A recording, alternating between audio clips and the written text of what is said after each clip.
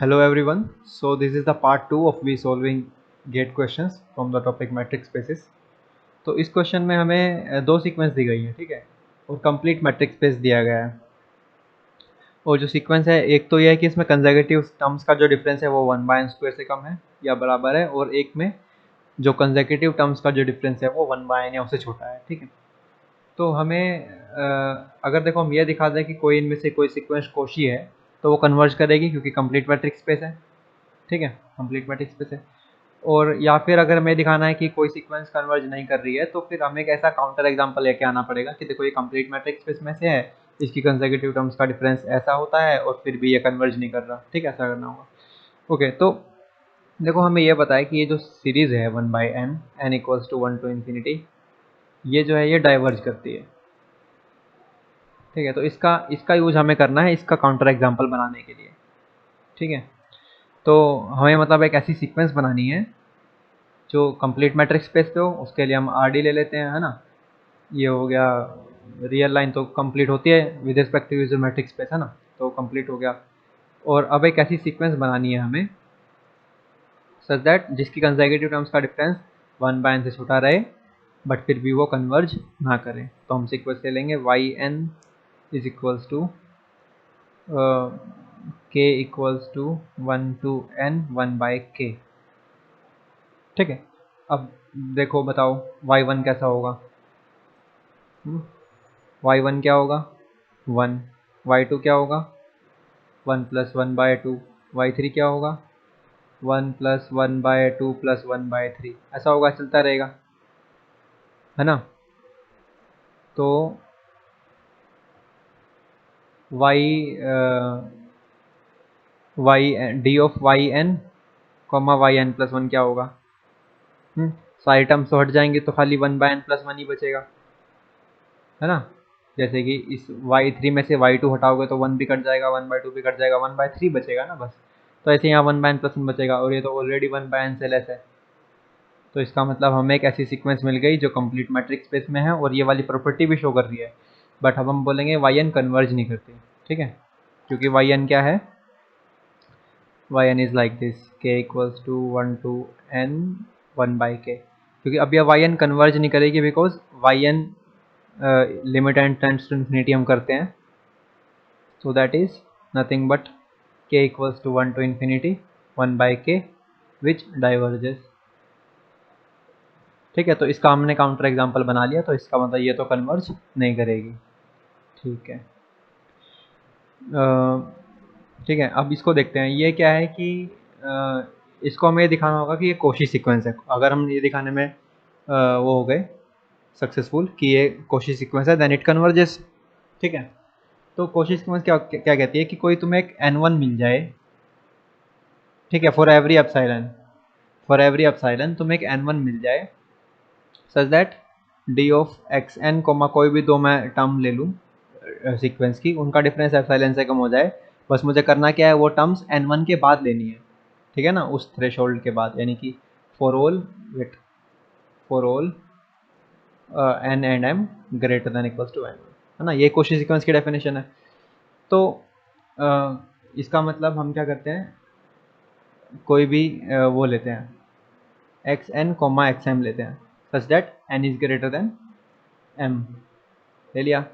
अब क्या करेंगे, इसको हम क्या कर सकते हैं, ये क्या है डी ऑफ xn, सॉरी, अब यहाँ पे ट्राइंगल इनइक्वालिटी लगाते हैं, ठीक है। ट्राइंगल इनइक्वालिटी क्या हो जाएगा, this is less than equals to D of xn comma xn + 1 plus D of xn + 1 comma xn + 2, है ना। ऐसे चलता रहेगा, प्लस प्लस प्लस कहाँ तक जाएगा, D of xm-1 coma x, ठीक है, क्योंकि n तो बड़ा है ना, इसलिए सॉरी m बड़ा होगा क्योंकि n से हम m तक जा रहे हैं, ठीक है ना, तो m को बढ़ा देना, ठीक है।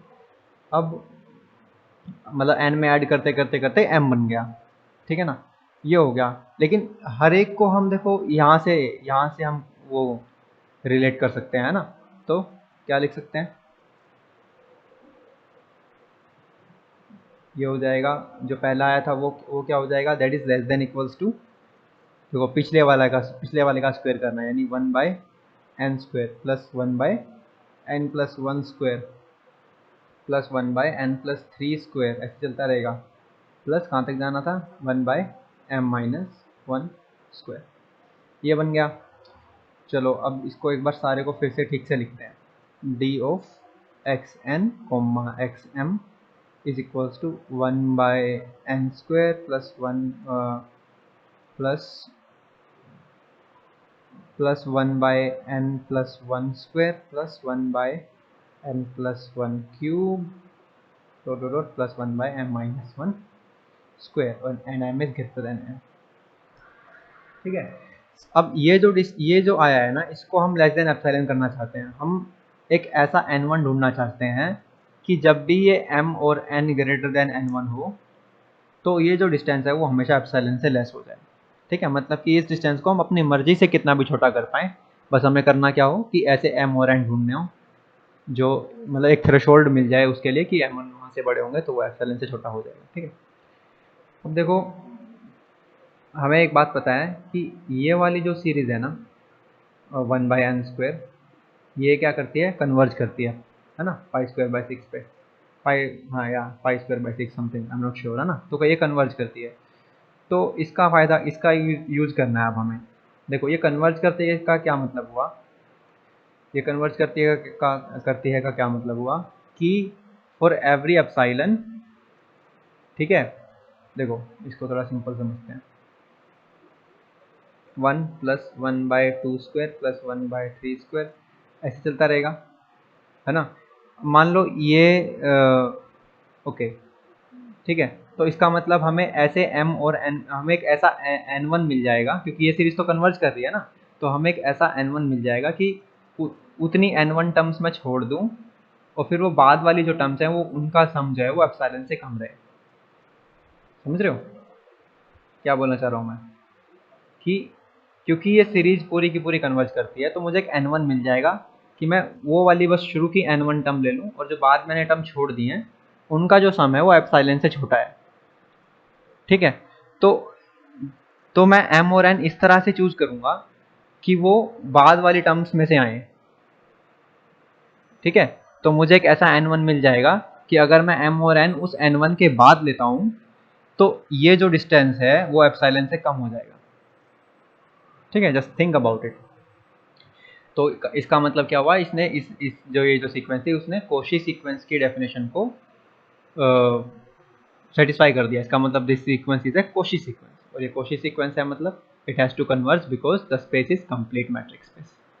ठीक है, तो इसका मतलब एक्स एन कन्वर्ज करेगी और वाई एन नहीं करेगी। इस क्वेश्चन में देखो जो डोमेन है ना वो कनेक्टेड नहीं है, पीस वाइज है। ठीक है, मतलब जो डोमेन है वो 0 से लेके 1 तक तो है पूरा, 1 इंक्लूड नहीं है। ठीक है, 0 इंक्लूड है, और फिर 2 इंक्लूड है, 2 से 3 भी इंक्लूड है। तो इस टाइप से डोमेन है। और फिर ये बोल रहा है कि इस डोमेन से कोई फंक्शन लिया और उस फंक्शन की जो रेंज है वो कनेक्टेड है। ठीक है, डोमेन तो कनेक्टेड नहीं थी लेकिन रेंज कनेक्टेड है। तो क्या फंक्शन को डिसकंटिन्यूस होना पड़ेगा, कितने पॉइंट्स पे होना पड़ेगा, या फिर कंटिन्यूस भी रह सकता है, ऐसा बताना है। ठीक है, तो देखो डोमेन तो डिसकनेक्टेड हो सकती है। ठीक है, और क्या कहते हैं जो रेंज है वो कनेक्टेड हो सकती है, उसके लिए फंक्शन को डिसकंटिन्यूस होने की कोई ज़रूरत नहीं है। देखो लेकिन एक बात याद रखना कि 1 एंड पॉइंट है। ठीक है ना, अगर हम 1 पे कंटिन्यूटी की बात कर रहे हैं फंक्शन की, तो 1 पे हम सिर्फ लेफ्ट हैंड लिमिट की ही बात करेंगे कि लेफ्ट हैंड लिमिट वो क्या कहते हैं f(1) के बराबर होनी चाहिए, लेट्स से। बाकी हमें f(1) भी डिफाइन करने की जरूरत नहीं है, बिकॉज 1 पे फंक्शन वो नहीं है, क्या कहते हैं, डिफाइन करने की जरूरत नहीं है। और ऐसे ही 2 पे अगर हम कंटिन्यूटी की बात करते हैं तो फिर हमें राइट हैंड लिमिट देखना होगा, राइट हैंड लिमिट और f(2) वो बराबर होने चाहिए। ठीक है, चलो तो हम एक ऐसा फंक्शन डिफाइन करेंगे जो कंटिन्यूस होगा और जो ये सभी इन सभी कंडीशंस को सेटिस्फाई भी करेगा। So let's define this function f(x) is equals to let's say x ले लेते हैं, 0 x <1 के लिए, यानी 0 से 1 के लिए, और x-1 ले लेते हैं 2 < x <3 के लिए। अब ये जो फंक्शन है ये कंटिन्यूस है, ठीक है। देखो वन वन तो है ही नहीं डोमेन में, तो वन पे कंटिन्यूटी की बात करेंगे ही नहीं। टू है डोमेन में, टू पे कंटिन्यूटी की अगर बात करेंगे तो टू की राइट हैंड लिमिट जो है वो क्या आएगी, वन आएगी, और फंक्शन टू पे क्या है, टू पे भी वन है, तो इसलिए टू पे कंटिन्यूस है, ठीक है। और बीच में तो हर जगह है ही कंटिन्यूस, तो this function is a continuous function. और जो इसकी क्या कहते हैं रेंज है वो कैसी होगी, देखो रेंज देखो यहाँ 0 से 1 के बीच में तो 0 से 1 ही है, ठीक है, 0 से 1, यहाँ से रेंज ये आ रही है, और यहाँ से क्या आ रही है, यहाँ से आ रही है 1 से, अब 3 जाएगा तो 2, तो इन दोनों का यूनियन क्या हो जाएगा, 0 से 2। देखो ये रेंज हो गई, और ये तो कनेक्टेड है ना, तो रेंज कनेक्टेड है, फंक्शन कॉन्टीन्यूअस है, यानी कि जरूरी नहीं है कि अगर डोमेन डिसकनेक्टेड है और रेंज कनेक्टेड है तो फंक्शन को डिसकंटिन्यूस होना पड़े, ऐसा जरूरी नहीं है, ठीक है। तो इसलिए D is the correct answer. इस क्वेश्चन में x कोई कनेक्टेड टोपोलॉजिकल स्पेस दिया है, और वो इस तरह से है कि कोई non constant continuous function exist करता है फ्रॉम x टू r, ठीक है, और r जो है वो यूजुअल टोपोलॉजी है, या यूजुअल मैट्रिक्स स्पेस बोल सकते हैं, ठीक है। फिर fx क्या है, नथिंग बट द रेंज, ठीक है। तो ये कहना चाह रहा है कि क्या रेंज और जो डोमेन है वो दोनों ही काउंटेबल होंगे, अनकाउंटेबल होंगे, या एक काउंटेबल होगा या एक अनकाउंटेबल होगा इस सिचुएशन में, ठीक है। तो हम क्या करेंगे, एक एग्जांपल बनाएंगे जो ये सभी कंडीशन सेटिस्फाई करता है, ठीक है, और फिर वहां से देखेंगे कि क्या डोमेन और कोडोमेन दोनों काउंटेबल है या दोनों अनकाउंटेबल है, इस तरह से, ठीक है। चलो, तो x को भी कनेक्टेड टोपोलॉजिकल स्पेस लेना है, ठीक है, और हमें पता है कि जो r है वो कनेक्टेड है, ठीक है, तो हम क्या करेंगे, r ही ले लेते हैं x को, ठीक है, कनेक्टेड लेना था ले लिया। देन नॉन कांस्टेंट कोई फंक्शन, कोई नॉन कांस्टेंट कंटिन्यूअस फंक्शन लेना है फ्रॉम x टू r, यानी कि कोई r to r non constant continuous function लेना है, तो ये ले लेते हैं f of x equals to x ले लेते हैं, ठीक है, ठीक है। अब इसमें डोमेन तो देखो, डोमेन r है तो वो अनकाउंटेबल है, और इसमें जो रेंज होगी वो भी r ही आएगी, तो वो भी अनकाउंटेबल है, तो बोथ ही अनकाउंटेबल हो गए, तो इसलिए दिस इज करेक्ट। इस क्वेश्चन में हमें दो मैट्रिक स्पेस गिवन है, ठीक है, तो एक है R D1, ये है यूजुअल मैट्रिक स्पेस, और एक R D2 है जो कि डिस्क्रीट मैट्रिक स्पेस है, ठीक है। अब यूजुअल मैट्रिक स्पेस में हमें बताया कि जो ओपन बोल्स होते हैं वो ओपन इंटरवल्स होते हैं, लेकिन डिस्क्रीट मैट्रिक स्पेस में जो ओपन बोल्स होती हैं वो सिंगलटन सेट्स होते हैं, ठीक है। इसी वजह से डिस्क्रीट मैट्रिक स्पेस में हर एक सेट ओपन और क्लोज्ड बोथ होता है, ठीक है, every set is closed and every set is open in discrete metric space, okay. अब एक फंक्शन डिफाइन किया है from usual metric space to discrete metric space, ठीक है। अब इस फंक्शन के बारे में हमें बताना है कि कॉन्टिन्यूस होगा या नहीं होगा, ठीक है। देखो फंक्शन है F of X equals to X, यानी बाइजेक्टिव फंक्शन है, यानी इनवर्स एग्जिस्ट करेगा, ठीक है ना। इनवर्स एग्जिस्ट तभी करता है जब फंक्शन 1 1 और 1 2 हो, ठीक है। नाउ फंक्शन बाइजेक्टिव है, अब हमें बताना है कि एफ कंटिन्यूस होगा या नहीं होगा, या फिर एफ इनवर्स होगा या नहीं होगा, ठीक है। चलो पहले एफ की बात कर लेते हैं।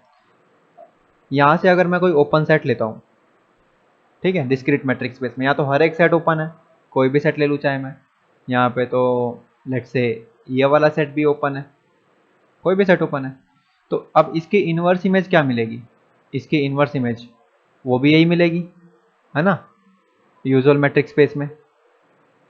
लेकिन ये तो ओपन नहीं है यहाँ पे यूजुअल मैट्रिक्स स्पेस में, तो यहाँ से कोई ओपन सेट लिया, उसकी इनवर्स इमेज ओपन नहीं मिली, इसका मतलब f तो कंटिन्यूअस नहीं हो सकता, ठीक है।